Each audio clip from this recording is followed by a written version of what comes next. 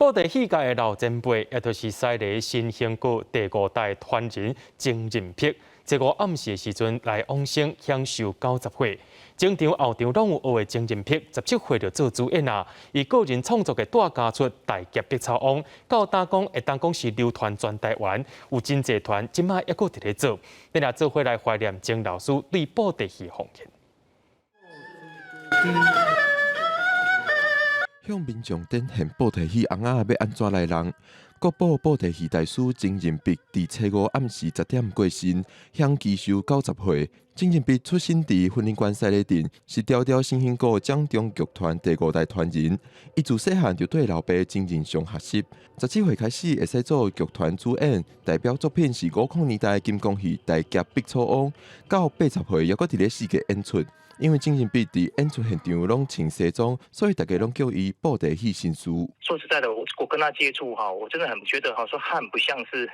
歌戏的人因为我看刚一个是真正，就是一个大师，有诶说布袋的老师哈，带有土气哈，是伊袂哈，伊散发出来感觉讲爱真正是教授级的。曾仁碧伫国内完成2万场以上的演出，总共伫20多间学校做过老师，传承布袋戏文化。曾仁碧嘛是布袋戏外交的重要人物，捌去过60多个国家，行到亚洲、欧洲、美洲，完成600多场的演出。有的人是伊袂晓讲这个红仔动作都安怎行安怎做，心大睛抹跳各种角色，红仔要怎动作要怎操作。